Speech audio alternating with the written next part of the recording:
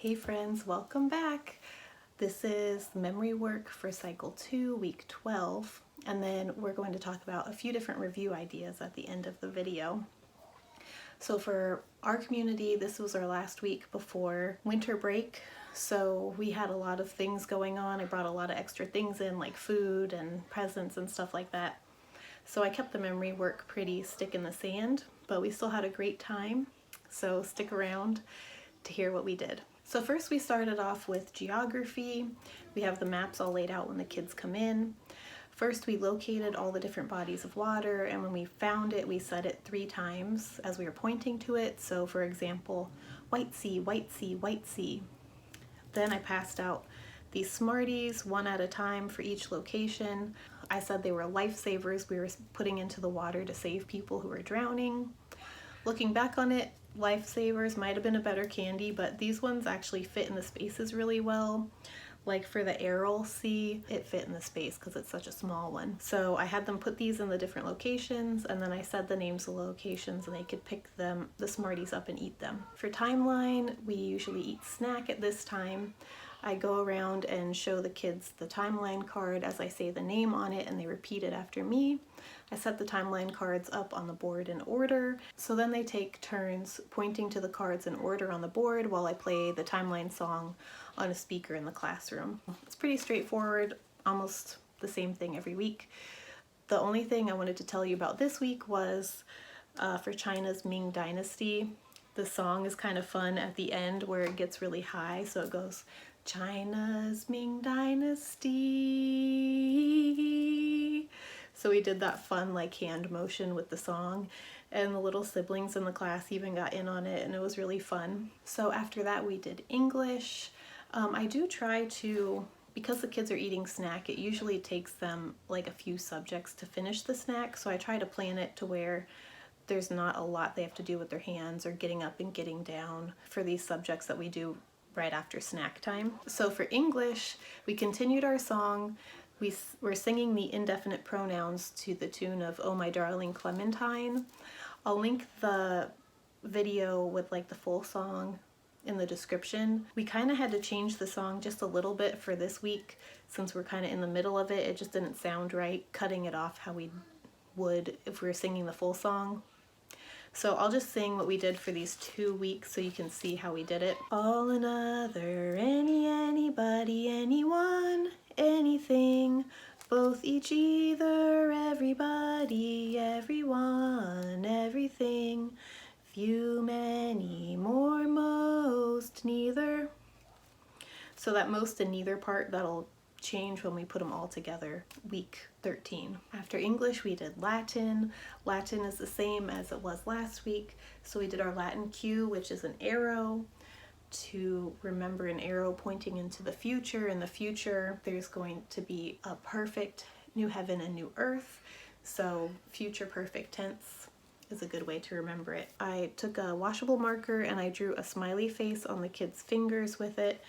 And so then they had a new friend to teach the Latin song to. So as we played the song, they sang it to their new friend, and then they sang it to their neighbor. So they turned to the person next to them, and their friends sang the songs to each other. I got this cute idea from a YouTube channel here, so I'll link that in the description as well. She has a lot of good ideas. After that we did math. For math we pretended like we were drinking tea. For the teaspoons, we did this for 3 teaspoons equals 1 tablespoon, and then 2 tablespoons equals 1 fluid ounce. And we sang it like this: 3 teaspoons equals 1 tablespoon, 2 tablespoons equals 1 fluid ounce. We sang it a few times like that at our desk with the hand motions, and then to make it a little fun, I had the kids get under the desk to sing it, and then they sat in somebody else's chair to sing it. They got back in their normal chairs and they sang it with their eyes closed, and then we sang it fast. And then for science, I'll show you the hand motions first and then I'll show you the song we did. So for asteroids, we did an A over our head, asteroid. And I told the kids, just to make it fun, I told them to make it up as high as they could. For meteoroids, we used our fist as a meteoroid flying through space, meteoroids. meteorite, that meteorites come into Earth's atmosphere and can touch the Earth, so we did this for meteorite. And then comet, we did a C with our hand and flew that through space as well. We did it to the tune of Star Wars, so it goes like this. Asteroid, meteoroid, meteorite, comet. Asteroid, meteoroid, meteorite, comet. So we sang it a few times like that, and then I had the kids go around the big table like they were bouncing on the moon, like they were astronauts on the moon, and so we sang the song a few times like that without doing the hand motions. And last but not least, we did history. History is so fun. The kids always love the songs, and it's fun to do hand motions. I try to keep it not too complicated just because we have like age 4 to 7 in our class. So first I showed them the picture of Napoleon from our timeline card 113. You'll see in your foundations guide right where the history section is, it'll have in the corner 113, so you know which card to look up. So for Napoleon, we copied his stance in this picture, so we put our hand on the scepter. For French Empire, we did our France sign. Defeated, Battle of Waterloo, we did this for water, but I told the kids it's just to remember the name Waterloo. For British, we drank tea because this is what we usually do for England. So for British, General Wellington. For Allies, we acted like we were grabbing a friend next to us. War. And for United States, we pretended like we were pledging allegiance to the flag. So that's what we did for new grammar. So for review today, the first thing we did was I put the week 12 review cards in my bag, just week 12. So we reviewed the work from today, and then after that we played a game.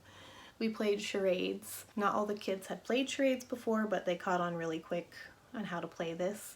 So I asked them to think of their favorite memory work from the past 12 weeks. Not all of them could think of the memory work that was their favorite, so what I did was I took one kid out into the hallway, like right outside of the door, and we talked about what memory work they wanted to do. If they didn't have an idea, I would suggest a few different things, and we only stuck to the memory work where we had done hand motions so that they could act it out, because if we were just doing memory work where there's a song or something, you can't really act that out. So for example, if the kid was acting out this week's science memory work, they would do the hand motions like that without saying anything, and then the class would have to guess what the memory work was, and then we would recite the memory work all together. So it turned out really fun. I mean, we didn't get that much memory work reviewed. It was just like a fun thing to do for our last week before break. So my last idea was to take these candy cane Hershey Kisses and place them on your map and put it on the map for different geography that you want to review. So you'd have, for example, week 1, maybe you would put candy on each of the week 1 locations, and then the kids take turns pulling memory work out of the bag, and if anyone in the class gets any part of the memory work right, then they take turns grabbing the candy off of the locations on the map, and I would call out the location, and they would grab it off with this little monster. So the monster would come in and grab the candy off of the location on the map so they could review their geography, and then the kids could save their candy till the end to all eat it. So I do try to do like little candies so they're not getting crazy sugar highs. But yeah, that's a fun way for the kids to work together, and everyone gets a treat because they all take turns. It doesn't matter if that kid gets the answer right or not. If anyone in the class gets the answer right, then we take turns for each kid coming up and taking the candy off.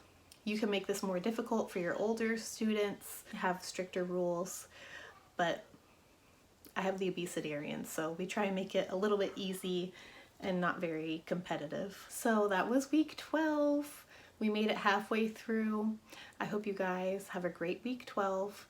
I'll be back in January to do week 13, so I'm sorry if that's not the same schedule you're on, but I usually don't prepare until the week of. But I do like to share what we do because it's always so helpful for me to see what other people do. It gives me ideas and just gets the wheels turning. So Merry Christmas! I hope you have a good one.